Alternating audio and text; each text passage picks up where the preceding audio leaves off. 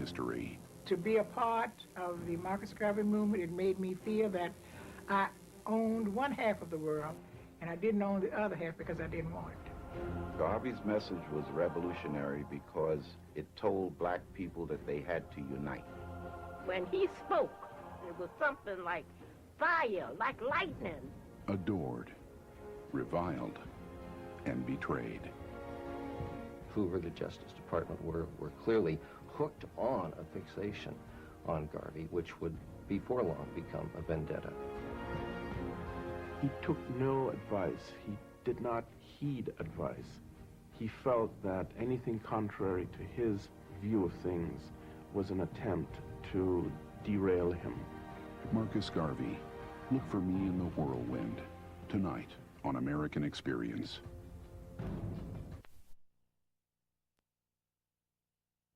On the morning of August 3rd, 1920, 46-year-old Jacob Mills shined his boots, polished his sword, and headed to Harlem to take part in one of the biggest parades in New York's history.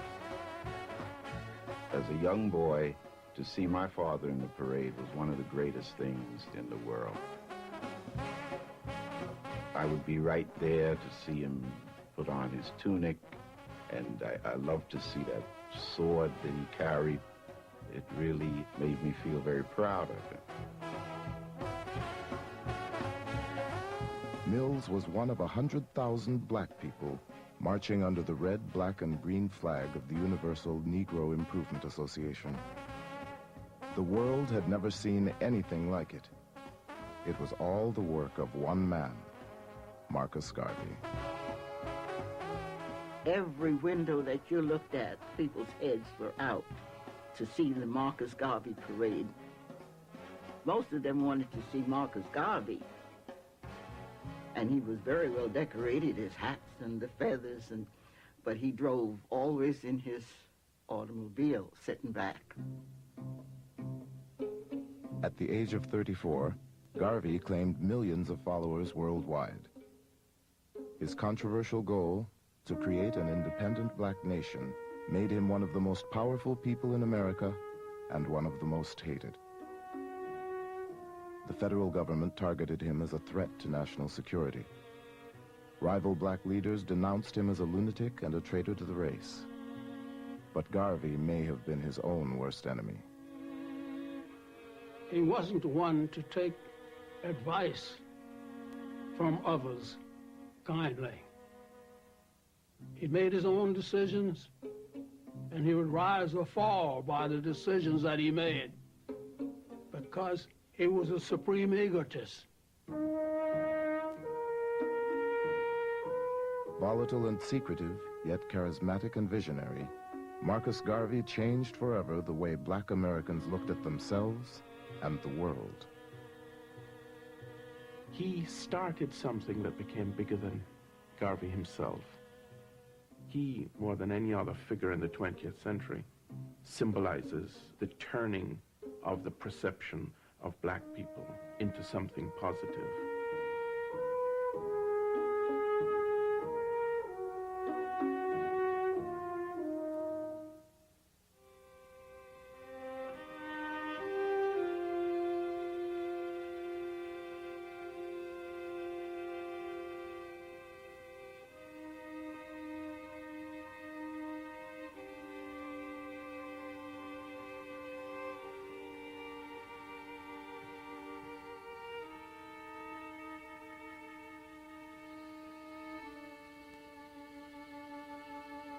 Garvey's father was a mason, a professional mason. And among the things that he did was to create tombs for people in the St. Anne's Bay graveyard. He took Garvey with him to the graveyard one day, and they were digging this grave, and his father had Garvey go down inside the grave, but then he pulled the ladder up and left the child in the bottom of the grave. Garvey said that he cried out and his father wouldn't let him get back up out of the grave. He wanted to teach him a lesson.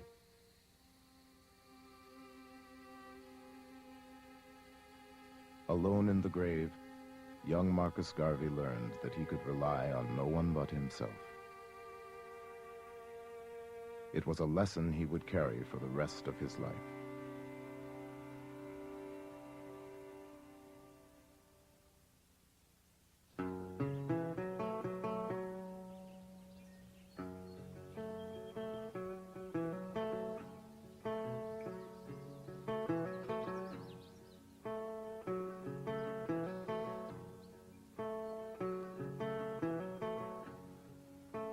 Marcus Garvey was born in August of 1887 in St. Anne's Bay, a small town on the northern coast of Jamaica. His father, who had been born a slave, withdrew from the family for days at a time and insisted his wife and 2 children address him at all times as Mr. Garvey.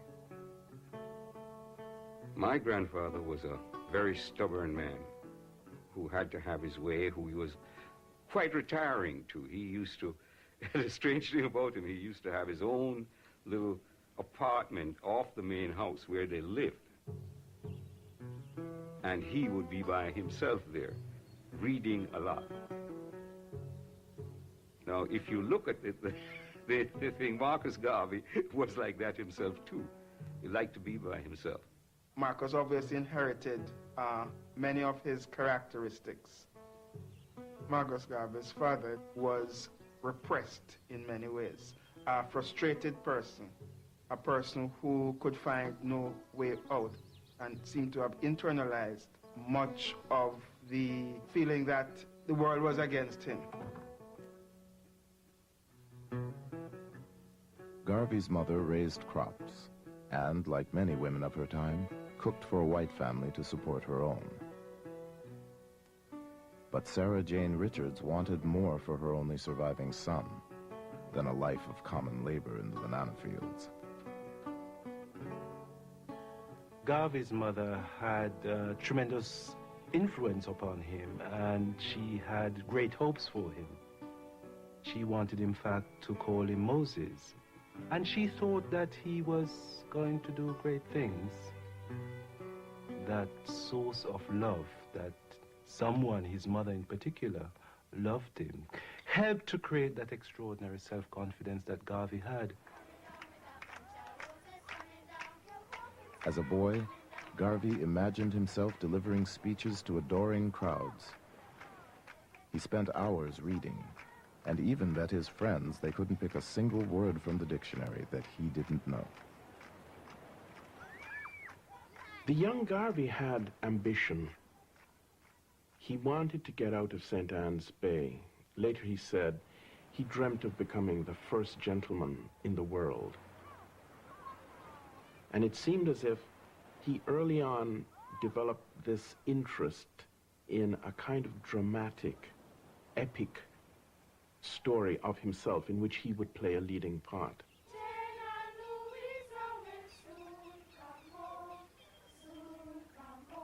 But Garvey's grand ambitions were tempered by reality. As children, blacks and whites mixed easily in his community. One of his closest friends was a white neighbor, Joyce Reary. But as they became teenagers, her father put an end to the friendship. At the age of 14, she was sent away to England and told never to speak to him because he was a nigger.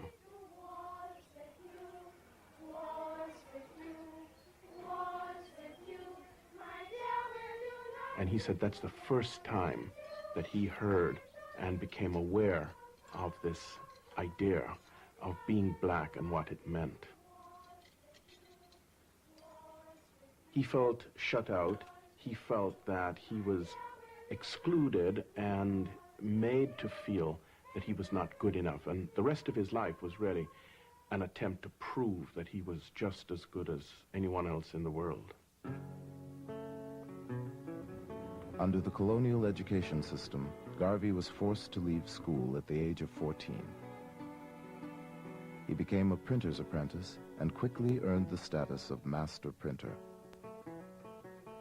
In the print shop, he learned the power of controlling the written word and would soon publish his first newspaper, Garvey's Watchman.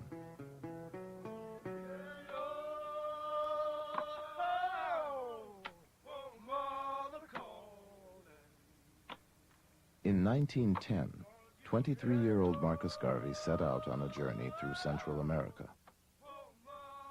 Supporting himself as a journalist and laborer, Garvey saw black workers harvesting plantations, loading ships, and building the Panama Canal. They were the power behind the economy, but in their isolation from each other, black people were powerless.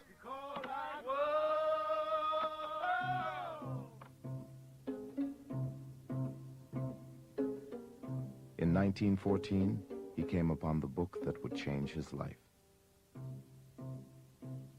Marcus Garvey's reading of Booker T. Washington's Up From Slavery was an eye-opener to him and pointed the way to his conclusion, which remained with him throughout his life, that the situation facing black people was a global one.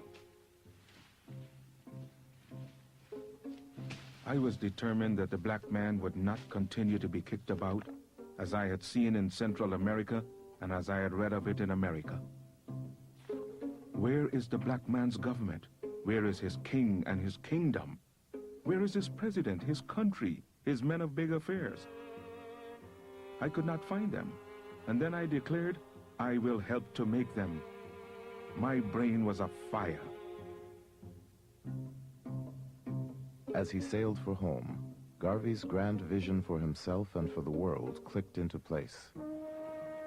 He would unify black people scattered across the globe, and he would be their leader. Back in Kingston, he attended a debate and noticed an attractive 17-year-old named Amy Ashwood.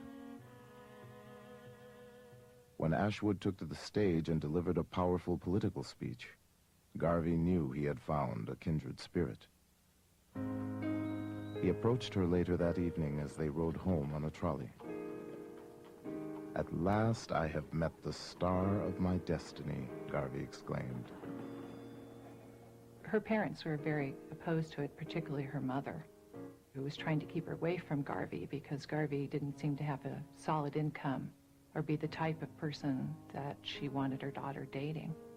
But Garvey was a great romantic, and he announced to Ashwood that she was his Josephine. And she says, if you are my Napoleon, and they make a pledge that they would remain together and forge what would become the Universal Negro Improvement Association, and they launch it together in August of 1914. With the motto, "One God, one aim, one destiny," the Universal Negro Improvement Association stressed race pride and sought backers for an industrial training school, modeled on Booker T. Washington's Tuskegee Institute. Garvey and Ashwood attracted a small, loyal following, but there was trouble from the beginning. Garvey created enemies by attacking established leaders. He wouldn't tolerate the slightest dissent from UNIA members, and he was a disastrous money manager, using contributions to the school to pay for his own living expenses. When his few supporters clamored for an accounting, 29-year-old Garvey decided to leave town. He hired himself out on the crew of the SS Talek, and in the spring of 1916, he left Amy Ashwood behind and set sail alone for New York City. His ideas had failed in Jamaica, but they would find new life in America.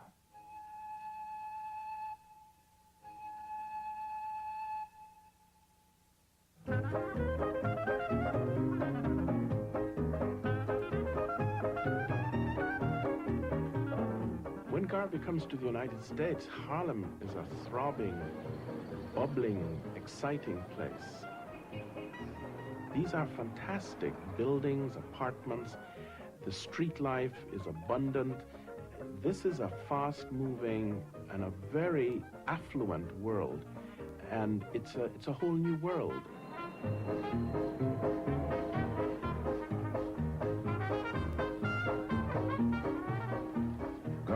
quickly found lodging with a Jamaican family in Harlem and got a job as a printer. He was not a wealthy person, far from it.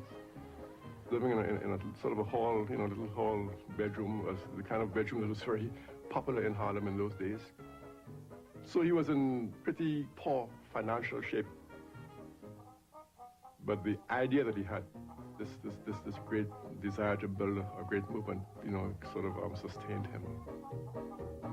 A. Philip Randolph, editor of the influential Messenger magazine, heard about the young agitator from Jamaica and arranged for Garvey to deliver his first formal lecture in the United States. Garvey printed his own handbills, referring to himself as the Honorable Marcus Garvey. He painstakingly rehearsed his speech, just as he had as a boy. But when Garvey rose to address the audience, his confidence shattered. He spoke with a tremor and shook like a leaf. It seems that Garvey was anxious, he was nervous, he was heckled. He, at one point in his address, lost his balance and fell off the stage, fell into the audience. He literally fell on his face. What he had hoped would be a great sort of coming out turned into this humiliation. Crushed by the failure of his American debut, Garvey wandered into the Tabernacle Church of Reverend Billy Sunday, a white evangelist who attracted massive crowds to revival meetings. Billy Sunday was the granddaddy, the man who really created the 20th century revivalist preacher figure in the United States. Garvey quickly takes on Billy Sunday's speaking style. Very athletic, very intense, moving a lot, and Garvey would refashion his oratory in keeping with the model of Billy Sunday.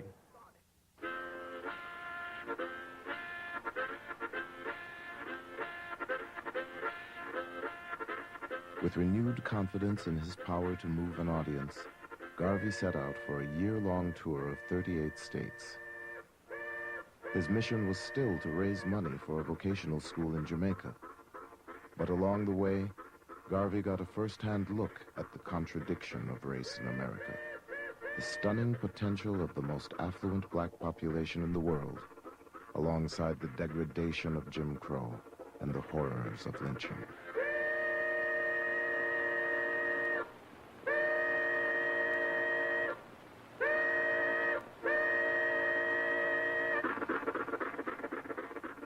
When we'd walk along the plank walks, they didn't have sidewalks here in New Orleans at that time, but you'd walk along the plank walk. But if a white person came along, no matter who it was, a white child, a white man, a white woman, if they came along, you had to get off the plank walk and stand in the mud until they passed. You was oppressed and depressed and disgusted that you were born in the wrong race of people because of your color. Whatever was left, that's what you got. Only what was left. And we were at the lowest ebb at that time. The black people was.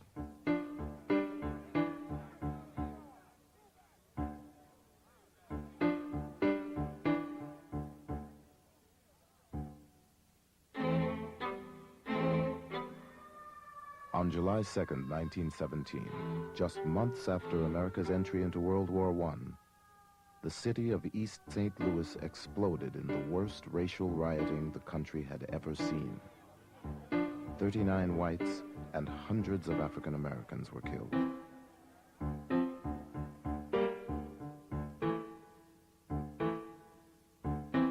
You have black troops going off to fight to make the world safe for democracy in April, and in July, you have black people being murdered in the most wanton and barbaric manner in East St. Louis, you know, children being thrown back into flaming houses, people being boarded up in their houses before they're torched. So even by American standards, East St. Louis was a horror.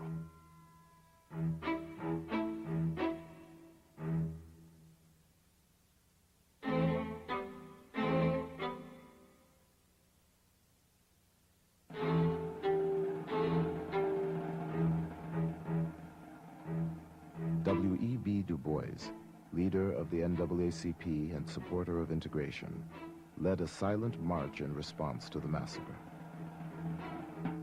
But to Garvey, this was no time for silence. It was time for black people to get together and fight back. He spoke out at an emergency meeting in Harlem. The whole thing, my friends, is a bloody farce. That the police and soldiers did nothing to stem the murder thirst of the mob is conclusive proof of conspiracy on the part of the civil authorities to condone the acts of the white mob against Negroes. White people are taking advantage of black men today because black men all over the world are disunited.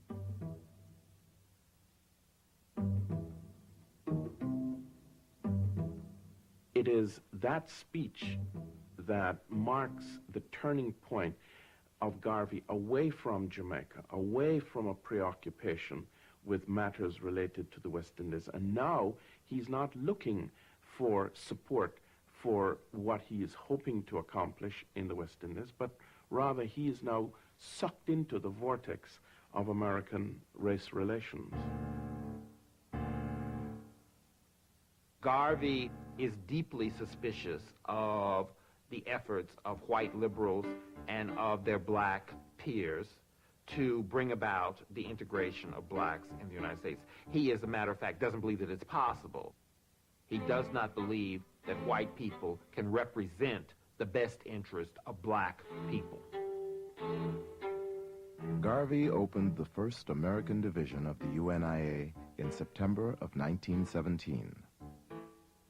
Just as he had in Jamaica, Garvey distinguished himself by calling established black leaders weak and self-serving. Even though I had a great deal of admiration for W.B. Du Bois and A. Philip Randolph and other black leaders of the time, I thought that their approach to our problems was too doggone tame, and that we needed to have that attitude of Marcus Garvey, that stand up on your feet and be ready to defend your manhood at all times. And all of a sudden, this golden voice from the Caribbean came and stood on the corners in Harlem and began to talk about self-esteem, holding up your backbone, you know, no wishbones. And Mr. Garvey gave them hope that there was a dream for black people. Garvey told black Americans that their history did not begin with slavery. Africa's glorious past was also theirs to claim, he said, and people who had once done great things could do them again. Garvey's message was revolutionary because at that time, it told black people that they had to unite. They had to come together as one to and believe in their roots, that they came from something greater than they were told. To begin with, Africa was called the Dark Continent. And the pictures that we got of Africa in those days were cannibals running around in the jungles, putting people in pots. Garvey changed all of that. I am the equal of any white man. I want you to feel the same way. We have come now to the turning point of the Negro, where we have changed from the old cringing weakling and transformed into full-grown men demanding our portion as men.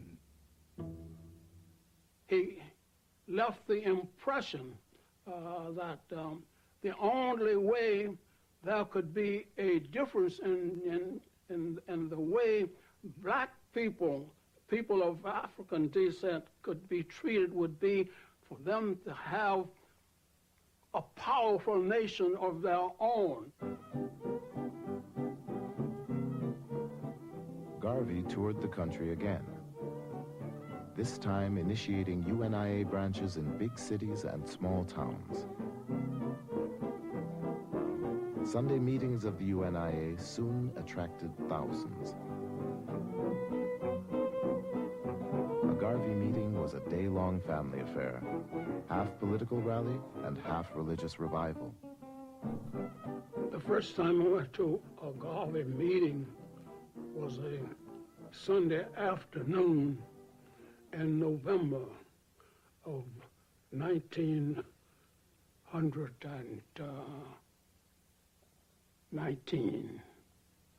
It was the first time I had heard the message of the UNIA.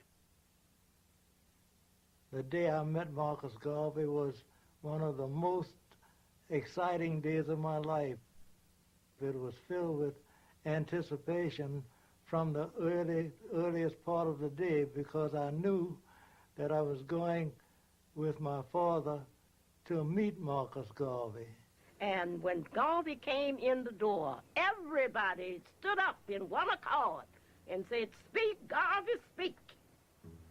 And it was just like a hush on the room. He said that the pen is mightier than the sword, but the tongue is mightier than them both put together.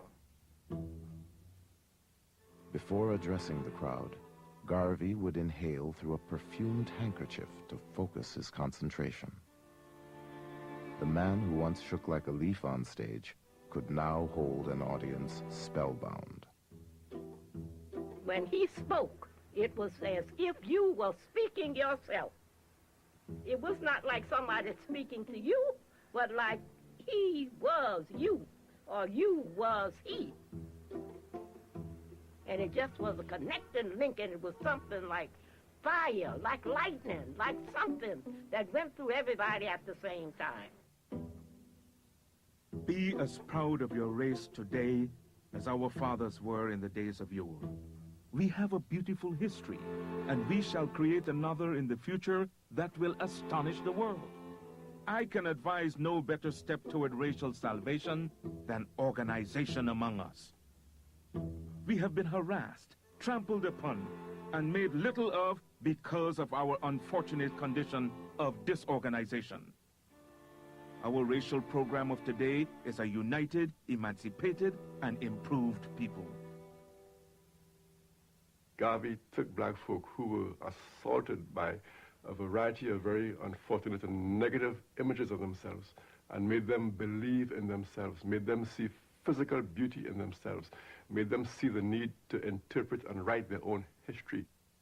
In that sense, Garvey sold the Negro to himself.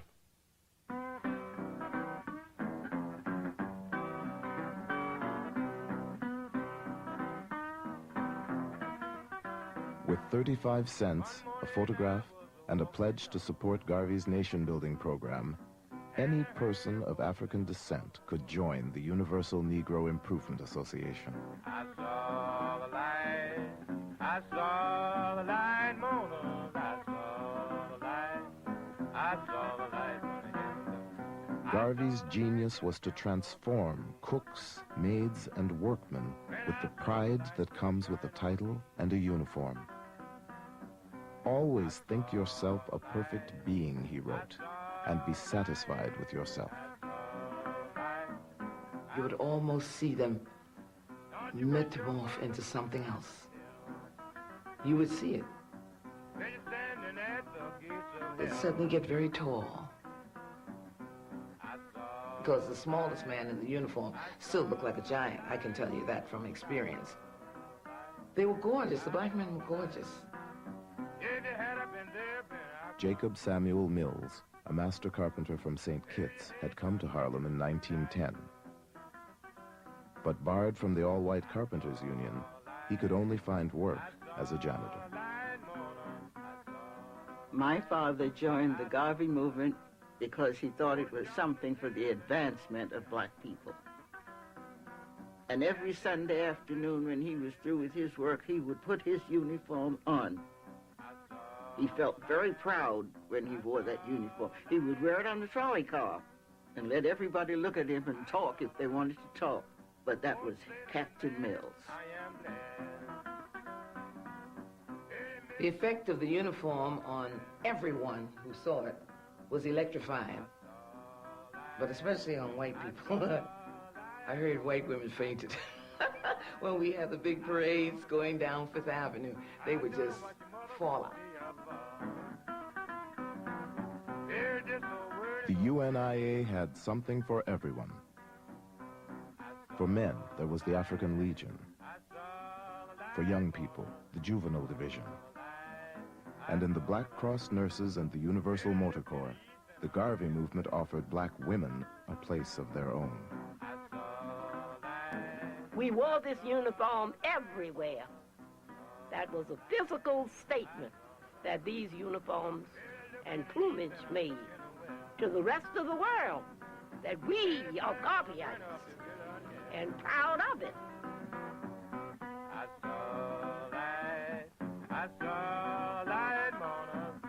My father at one point said that the organization would have been able to develop farther and faster if we had more women in the organization in comparison to some of the wimpy men that we had.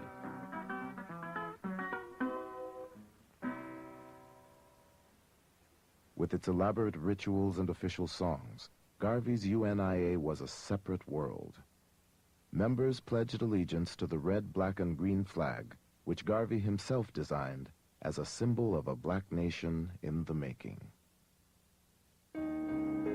Show me the race or the nation without a flag, and I will show you a race of people without any pride. But that was said of us 4 years ago. They can't say it now. Ethiopia, the land of our fathers, thou land where the gods love to be, as storm clouds suddenly gather, all armies come rushing to thee. And then the chorus went something like that. Advance, advance to meet the foe, let Africa be free. That's, women would sing that, and the men would reply, advance, women, advance to victory. Men, advance, advance to meet the foe, advance. And everybody, with the might of the red, the black, and the green, advance. With the might of the red, the black, and the green.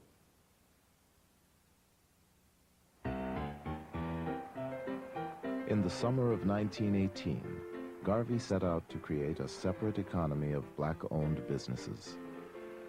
First, he purchased a half-finished church building for use as UNIA headquarters and christened it Liberty Hall. Relying on the printing skills he'd learned as a boy, Garvey started the Negro World newspaper with a cover price of 5 cents.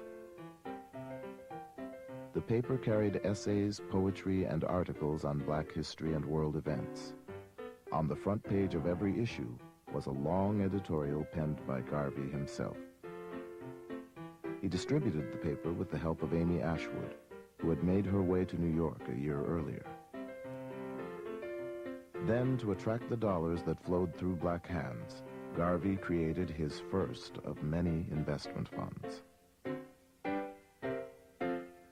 Garvey was aware that blacks had contributed to the war effort by purchasing over $220 million worth of Liberty bonds.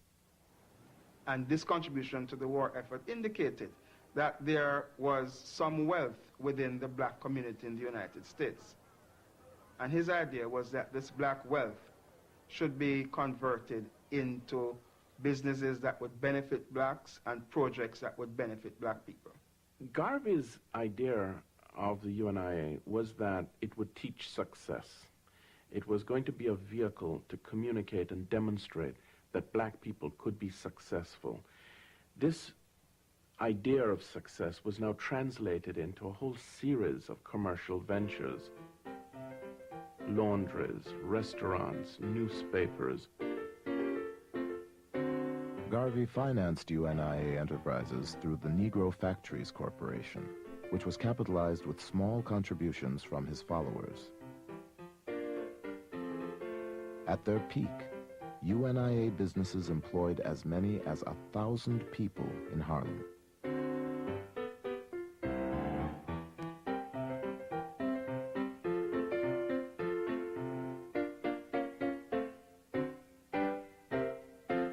But UNIA businesses quickly began to flounder. Garvey hired managers with little or no experience. He shifted funds from one company to cover mounting losses in another. And he insisted that his followers play by his rules. When an early member of the Harlem branch challenged his leadership, Garvey physically assaulted him. Garvey was very authoritarian and very anti-democratic in the way he ran his organization. His primary concern was in loyalty, not in competence, because he does not attract around him people who are particularly competent, and they therefore would not tell him or try to stop him from using those monies to finance other endeavors in the UNIA. In October 1919, resentment against Garvey boiled over. A disgruntled investor named George Tyler pushed his way into UNIA headquarters, where Amy Ashwood was now working. Amy Ashwood didn't really want to let him in. He seemed disturbed. Garvey came forward, said, "What do you want?" Whereupon George Tyler pulled out a gun and began shooting. Amy Ashwood threw her body between the shooter and Garvey to protect her lover. George Tyler said, "I don't want to shoot you," trying to aim around her. She tackled Tyler and they tumbled down the stairs to the first floor. As soon as the shots were fired, the people on the first floor had called the police. The police came, they apprehended Tyler and took him to jail in Harlem. And the news reports were that Garvey had been shot in the head, and it made a huge news splash. And that moment becomes the turning point, because Garvey survives 3 shots. The next day he had a big speaking engagement in Philadelphia, and he goes to Philadelphia in spite of the fact that he's been shot. He's bandaged, but he goes and makes his speaking engagement, and he now has this extraordinary sort of quasi-religious significance. He survived. He's invincible. By the end of 1919, Garvey claimed over 750,000 followers, and the Negro World was the most popular black newspaper in the United States. But his rising influence would soon make him a target of the federal government and a growing number of black critics who called the UNIA a house of cards.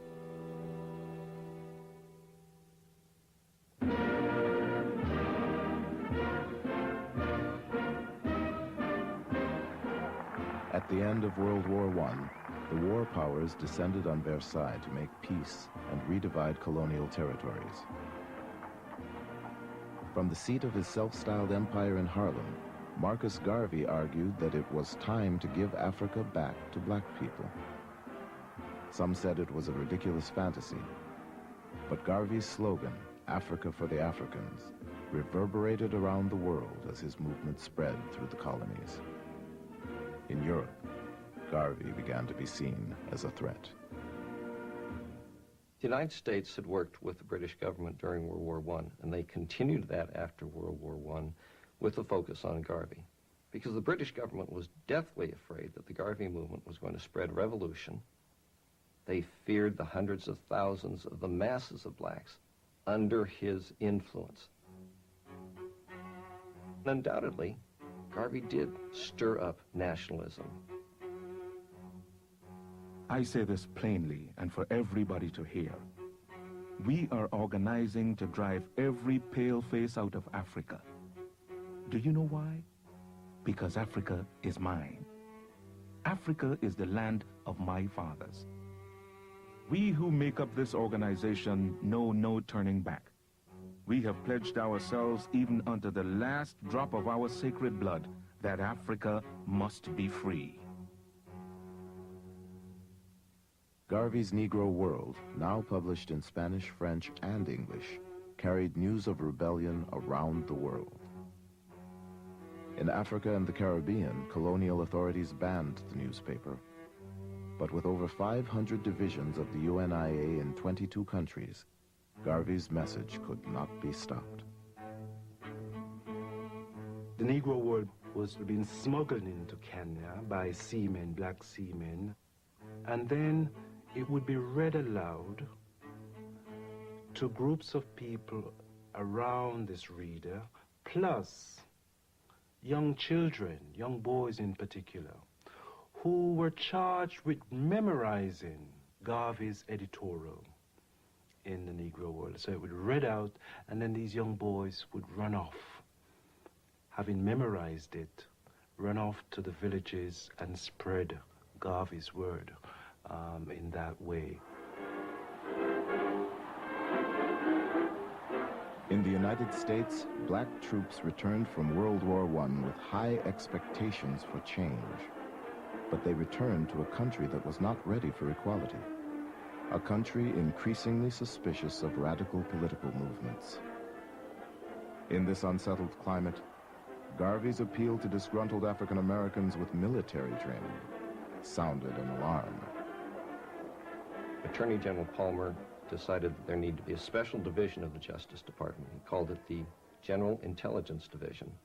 And he picked a young Justice Department attorney. He was really unknown at that time, but must have been known enough for his diligence, and his name was J. Edgar Hoover. Garvey really gets pinpointed. Hoover, the Justice Department, were clearly hooked on a fixation on Garvey, which would before long become a vendetta. J. Edgar Hoover wrote to a colleague, "Garvey is a notorious Negro agitator, affectionately referred to by his own race as the Negro Moses."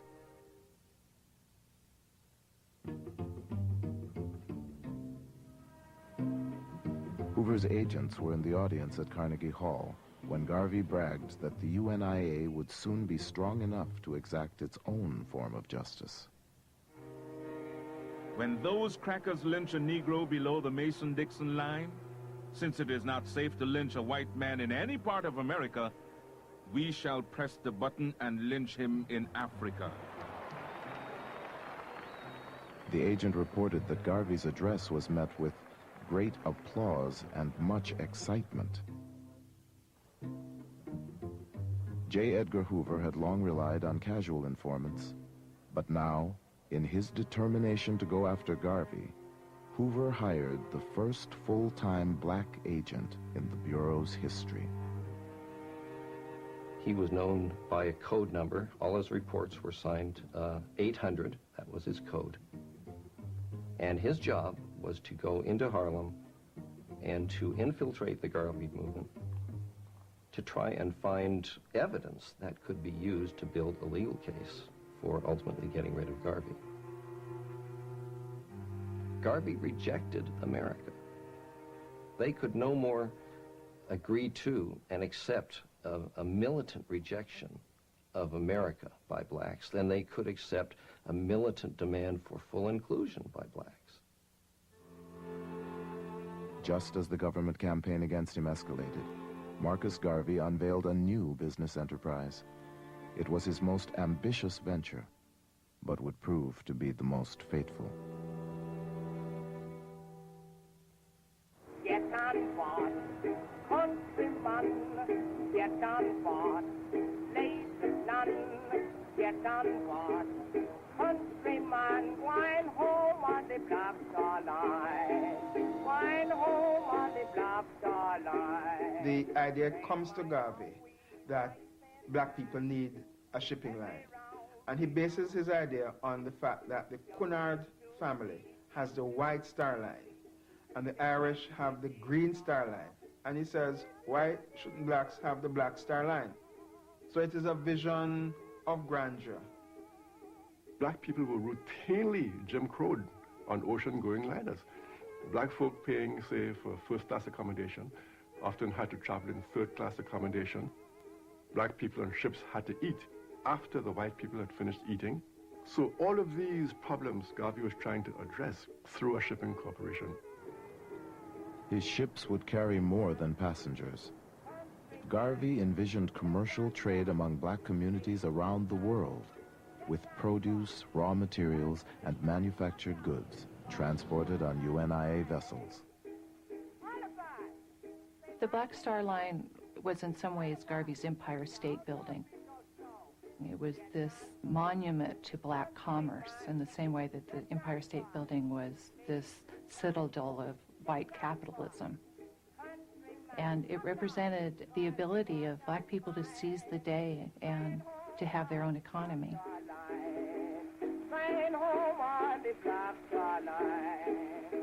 Garvey offered Black Star Line stock for sale in 1919, promising his investors liberation and large profits as they slept. My parents spent a small fortune in Garvey shares. They were $5 a piece in those days, which was a lot of money. And my mother had to remind my father that there was food and things to be bought because he was buying shares. And Daddy had those on his dresser. And I remember reaching out to touch them. And Daddy said, touch them and feel the power that the black man will someday know. Get on board, countryman. Get on board, leave this land. Get on. Just months after his first stock offering, Garvey stunned the world with the purchase of the Black Star Line's first ship. Let our steamship sail the high seas. Not one, not two, but hundreds of them. The stronger we become upon land and sea, the more will be the respect shown to us, and the greater will be the glory. Flying home on the Black Star Line. The SS Yarmouth, a 33-year-old wartime coal boat that Garvey planned to rename the Frederick Douglass, would set sail with an all-black crew under the command of Joshua Coburn, a black captain. One bright November morning in 1919, Garveyites assembled on the pier at 135th Street in Harlem to witness the launching of the Yarmouth.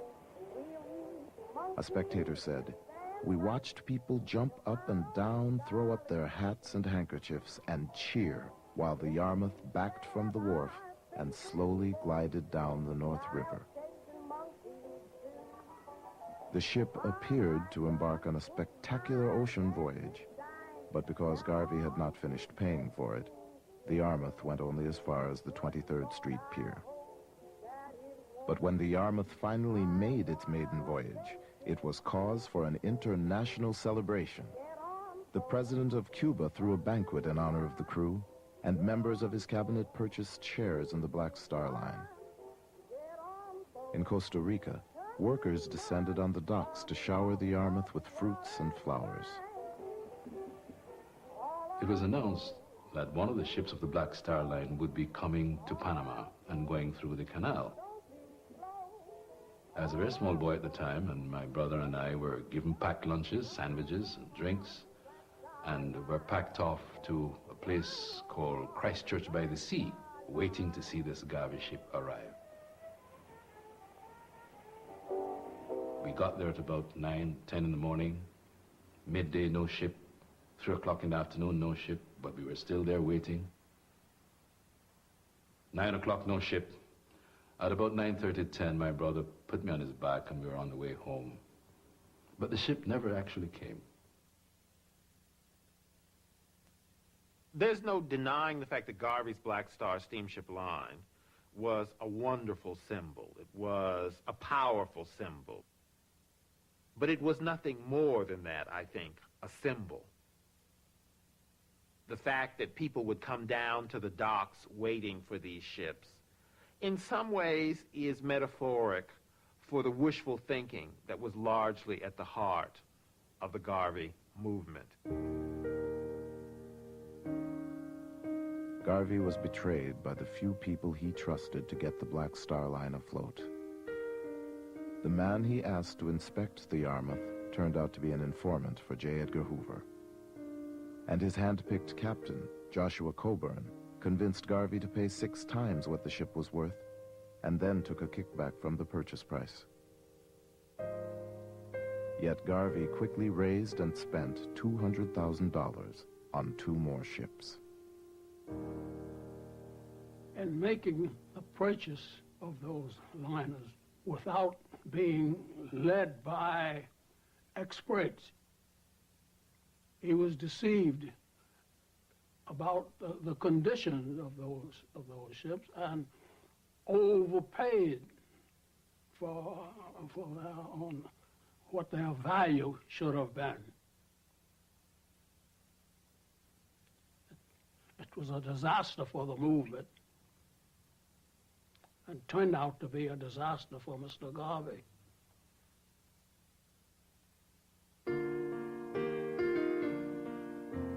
At the end of 1919, Marcus Garvey married Amy Ashwood, the woman who just months earlier had thrown herself in the line of fire to save his life.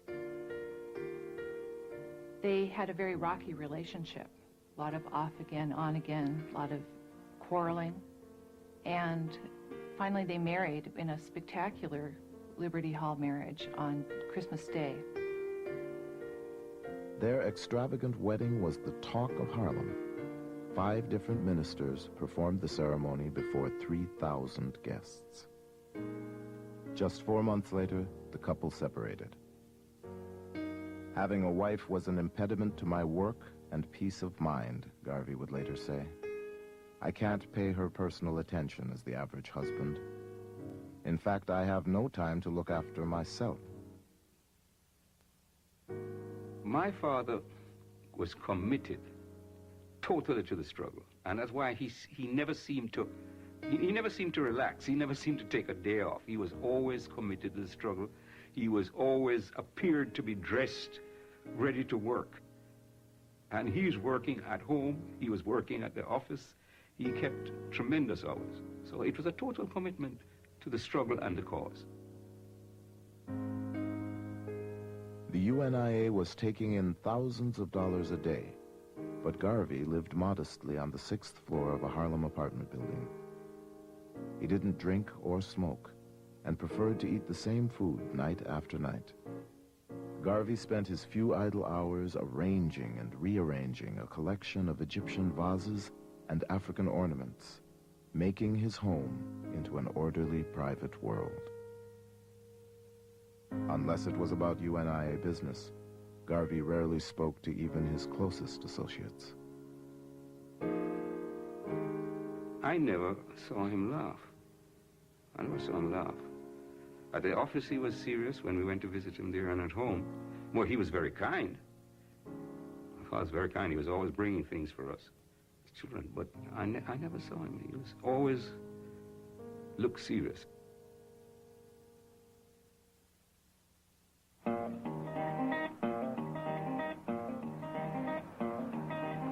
On August 1st, 1920, thousands of UNIA delegates from 25 countries assembled at Liberty Hall and Madison Square Garden.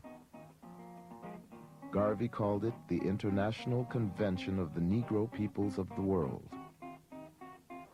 He hoped to move a step closer to his dream of a black nation in Africa, with himself at the helm. The whole convention is this extraordinary public event of pomp and ceremony and magnificence and grandiloquence. Garvey, he would now establish a stage, a world stage for his movement. And effectively what he gave the black world was a government in exile, a government in waiting. We have met in this historic building tonight for the purpose of enlightening the world respecting the attitude of the new Negro. If you believe that the Negro should have a place in the sun, if you believe that Africa should be one vast empire controlled by the Negro, then arise and sing the national anthem of the Universal Negro Improvement Association. The month-long convention combined substance with overblown symbolism. Garvey installed officials with outlandish titles like Supreme Potentate, Leader of the American Negroes, and Lady Commander of the Supreme Order of the Nile. After insisting that no African was qualified for the post, Garvey named himself Provisional President of Africa. But behind closed doors, convention delegates produced a groundbreaking document. They developed a program which was based on assessment of what was the black experience in up to 1920 and how do we go forward, which led to the development of the Declaration of Rights of the Negro Peoples of the World. They were thinking there needed to be a black Declaration of Rights. This was an important document that called upon the nations of Europe and America to respect the rights of black people throughout the world. This was the moment at which Garvey, I think, was both the most powerful in the sense of his articulation of ideas of justice along racial lines, and at the same time, his most grandiose and megalomaniacal, because there was really nothing behind any of this. Garvey's reply to his critics was simple. "I am accused of creating dukes, barons, and knights," he said. "But who gave the white man a monopoly on creating social order?" Garvey's government in exile conducted its own foreign policy, appointing ambassadors and sending a telegram of support to the Irish Republican Army. He dispatched a team of engineers to Liberia to begin construction of a black homeland, and chartered a delegation to the League of Nations to argue for the transfer of African colonies to UNIA rule. When he finally took to the stage, it was Garvey's moment of greatest triumph. 25,000 people, black people, packed Madison Square Garden, and Garvey delivers this magnificent speech in which he tells the Europeans to give Africa a wide berth because we are coming home.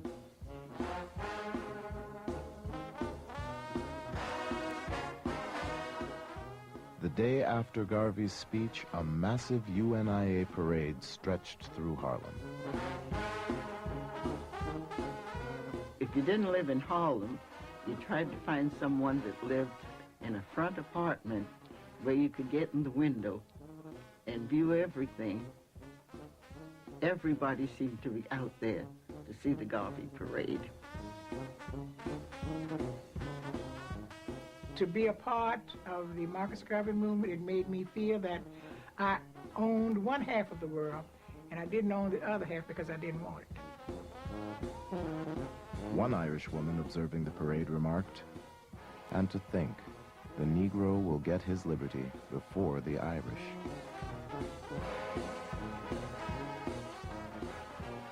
And of course we were looking for my father, who would be in the group of officers marching proudly down the avenue with his sword at his side. It was an exciting thing to see.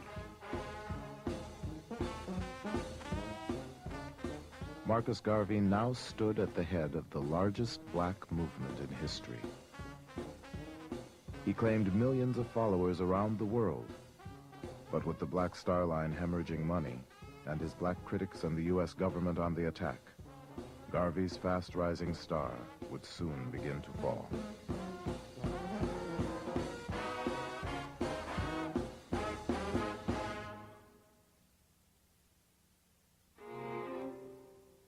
Not all African Americans were thrilled by the splendor of the Garvey movement.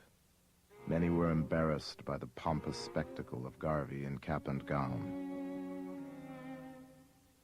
A. Philip Randolph, who had introduced him to his first Harlem audience, said Garvey had succeeded in making the Negro the laughingstock of the world. W.B. Du Bois and A. Philip Randolph saw Garvey as a person who was engaged in a grand distraction. Garvey's emphasis on a program of African redemption, his pretensions to some kind of imperial posture as the provisional president of Africa, they thought of as either charlatanry or just pure buffoonery. Their complaints about him provide a legitimation for the government to move against Garvey.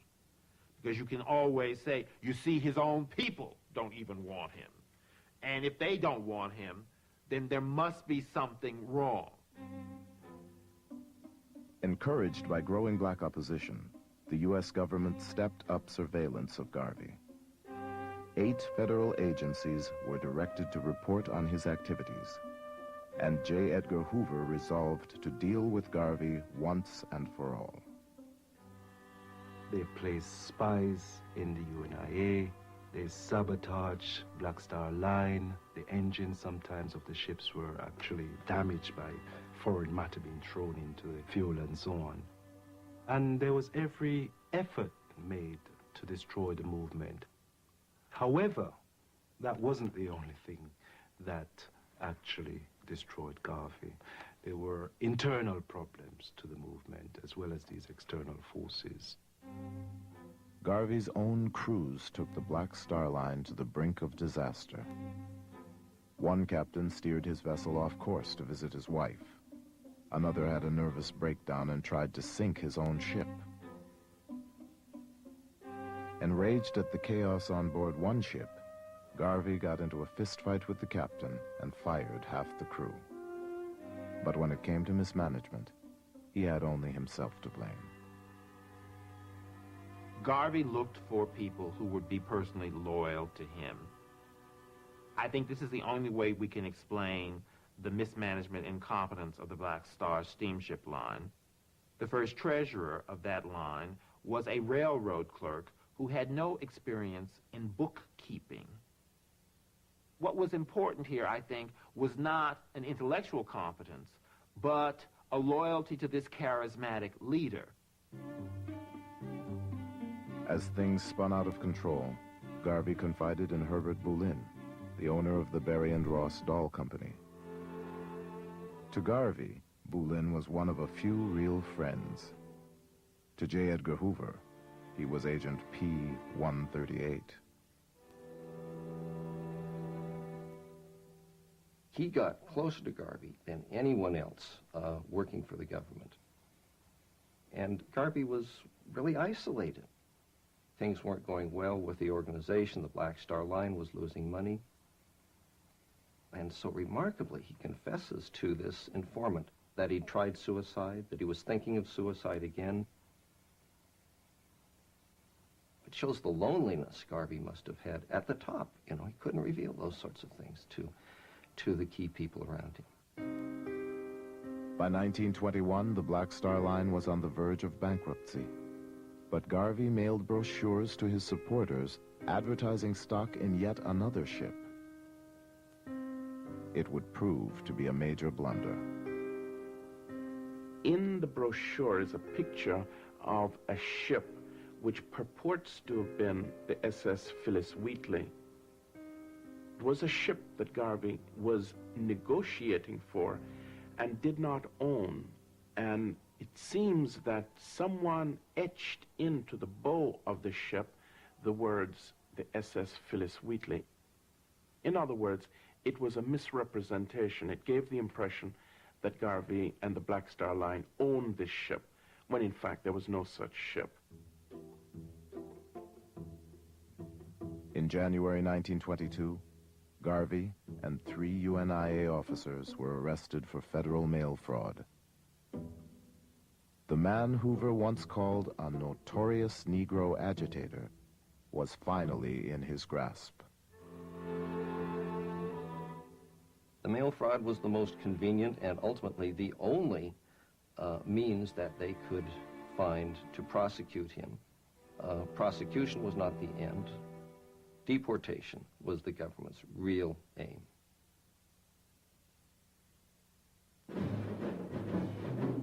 In July 1922, while he was out on bail, Garvey made a move that would lead his black critics to question his sanity. He held a meeting with Edward Young Clark, the Grand Wizard of the Ku Klux Klan. Garvey felt that the Ku Klux Klan represented the invisible government of the United States. That's the real source of power in America, Garvey believed. And Garvey felt that as provisional president of Africa, he was entitled to meet with the counterpart of white American power. And so Garvey didn't feel that he had done anything wrong. In fact, Garvey thought that what he had done was a diplomatic stroke of genius. After he met with the Klan leaders and had them speak at his rallies, he was viewed as an enemy of black people. For a so-called responsible black spokesman to be having anything to do with these people was viewed as a complete and utter betrayal. This was too much. In a letter to the Attorney General, 8 prominent black critics said the UNIA was composed of the most primitive and ignorant element, Negro sharks and Negro fanatics. They called for Garvey's deportation, but Garvey fought back. When W.E.B. Du Bois called him the most dangerous enemy of the Negro race, Garvey said Du Bois was a rabid mulatto who needed a horsewhipping. A. Philip Randolph, who had once befriended Garvey, called the UNIA leader a half-wit, low-grade moron. In the midst of that, A. Philip Randolph received a package in the mail, and thinking it was a bomb, he called the police. They opened it up, and they found that it was the severed human hand of a white man, signed with a note signed by the KKK. Randolph believed that it was really the Garvey movement that had sent it. Garvey, now frequently accompanied by 8 bodyguards, denied involvement and said he was the target of violence. But then Reverend James Eason, once Garvey's hand-picked second-in-command, and now expected to be a key prosecution witness, was shot and killed. Before he died, Eason identified his assailants as Garveyites.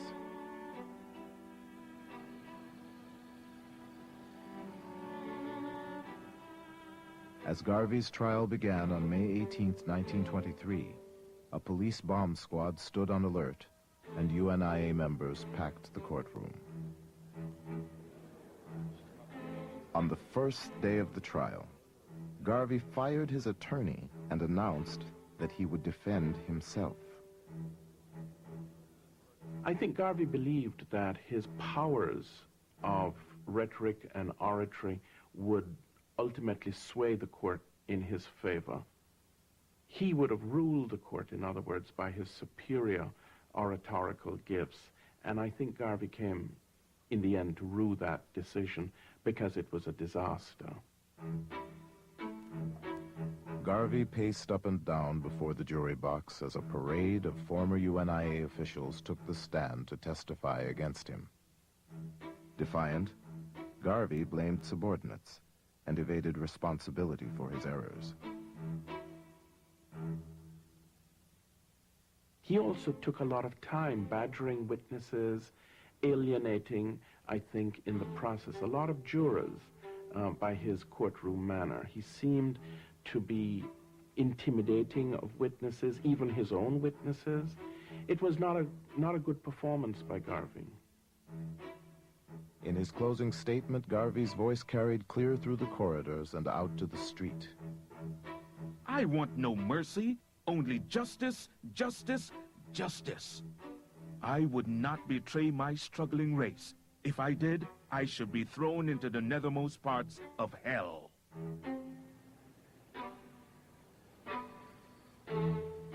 After a 4-week trial, his 3 co-defendants were acquitted, but Garvey was convicted and given the maximum sentence of 5 years in prison. Hoover's agents had the UNIA under surveillance for years in search of damaging evidence. But in the end, Garvey's conviction hung on using the mails to defraud one man, Benny Dancy, of $25.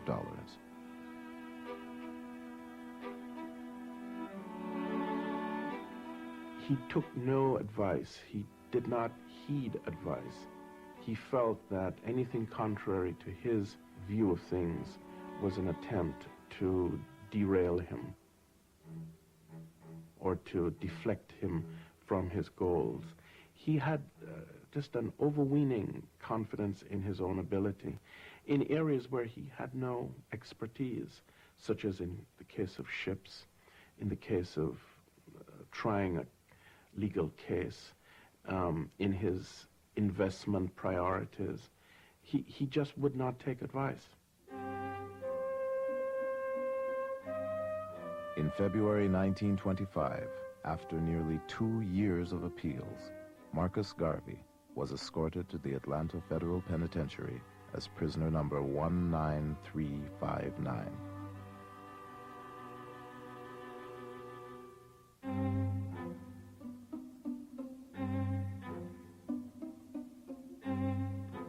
His only personal assets were $40 and a few hundred shares of his own worthless stock.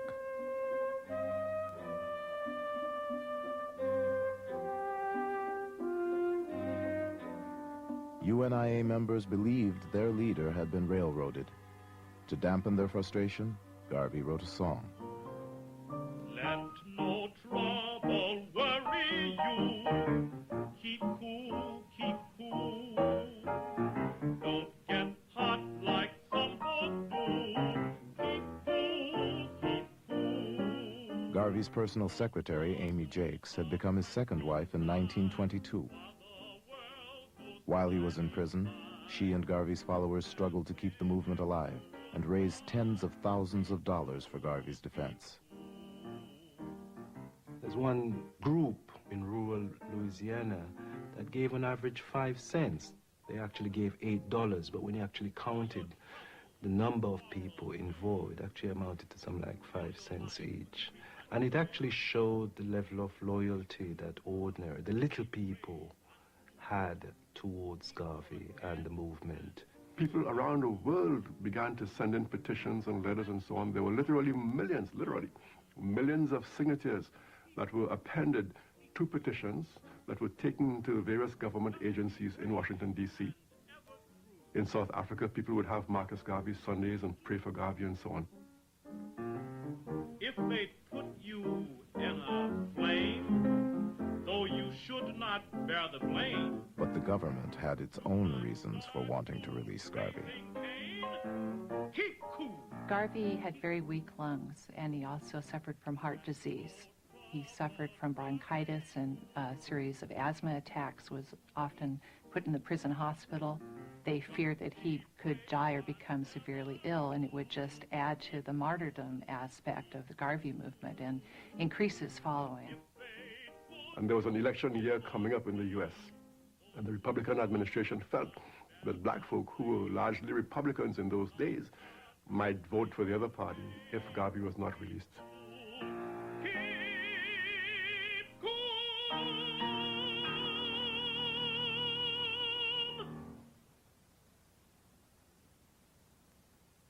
On November 18th, 1927, after serving 2 years and 9 months, Garvey was pardoned by President Calvin Coolidge. But he was ordered immediately deported. He was put on board the SS Saramacca, a ship owned by United Fruit, the same company on whose Costa Rican plantation he had worked as a young man.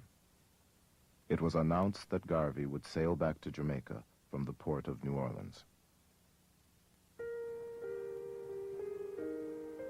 It was a Monday morning in November, a cold, drizzly, damp November New Orleans morning. It was more like a Mardi Gras day in New Orleans on that particular day. Going out to see Marcus Garvey on this ship. I imagine the conductors got tired of asking for fares, so some people rode for nothing. And the fare was only 7 cents. And they were just packed on top of each other on the streetcar going out to the riverfront. And everybody went out with their children, everybody just to get that glimpse of him as the ship would leave. And the people could stand on the levee and stand close to the river. And, you know, they were for miles and miles, a lot of people. Mr. Garvey was not allowed to land. He had to stay on board ship. He did not put his foot on land. And he spoke to the people, bidding them farewell and wishing them well and asking them to hold on, keep the fort. As the ship was moving out from the docks, the people on shore was singing the President General's hymn.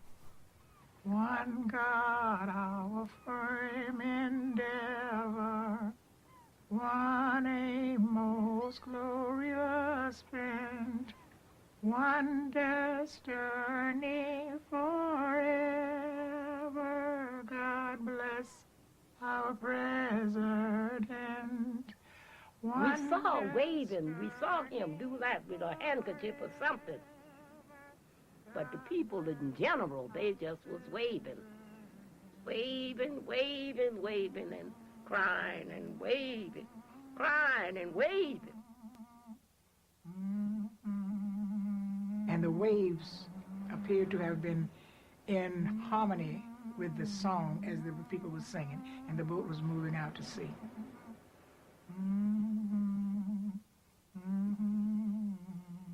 They felt they was losing their father. Somebody so close to them. Or losing themselves. What are we going to do?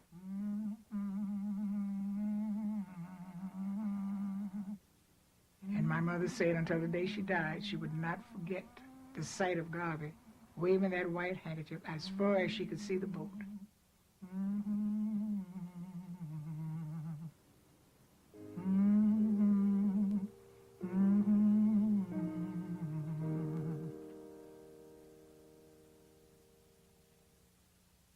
Back in Jamaica, Garvey received a hero's welcome. He and Amy Jakes Garvey settled in Kingston and had 2 sons. He tried his hand at elective office, real estate, an amusement park, a collection agency, and a newspaper. But when an American court took title to his personal assets and all UNIA property from New York to Kingston, Garvey was forced to declare bankruptcy. Garvey was now a person who had come down in the world.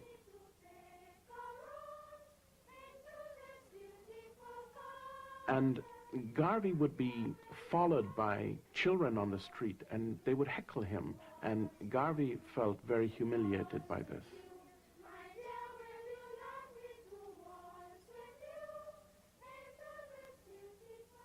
Garvey relocated to London in 1935.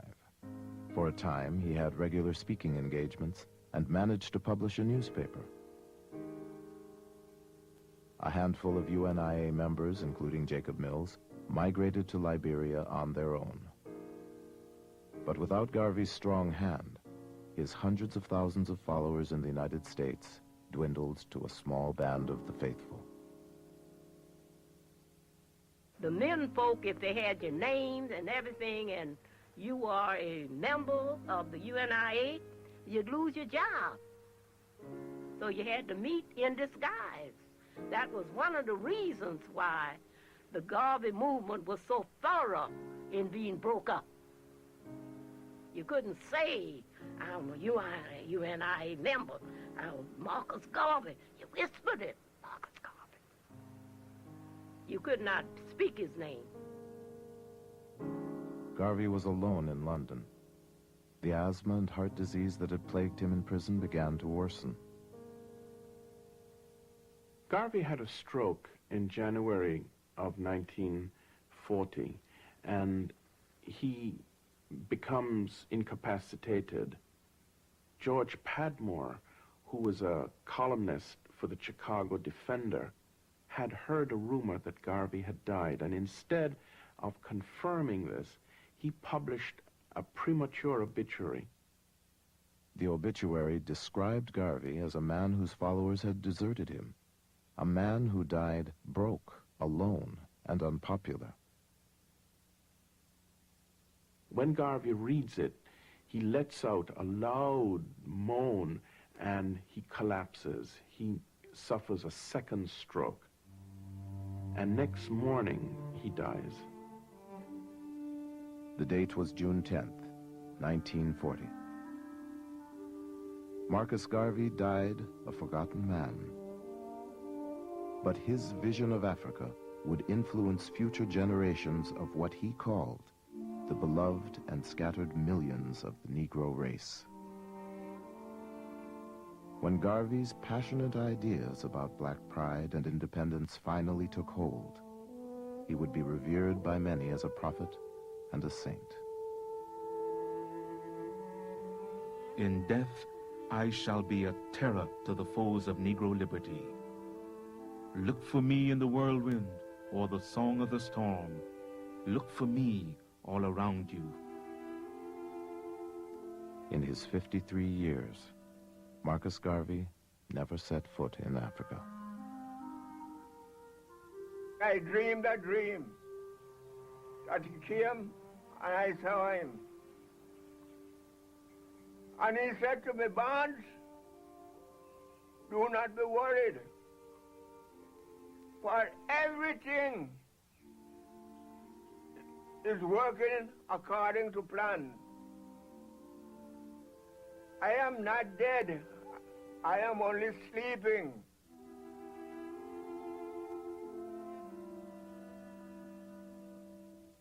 The organization left the legacy of I am. Simply, I am. With no apology. I am.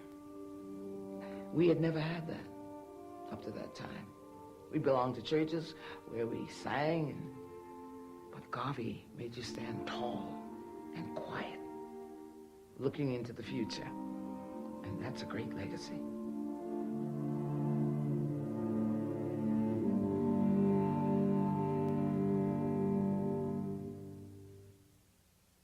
There's more about Marcus Garvey on the web. Explore a map of race segregation laws, hear a rare recording of Garvey's voice, and understand the legacy of Marcus Garvey today. All this and more at American Experience Online. Next time on American Experience. He was the great emancipator. She was the daughter of a slave owner. Despite their differences, they share a powerful political ambition, rising to power while the country is falling apart. A house divided against itself cannot stand. Abraham and Mary Lincoln, A House Divided.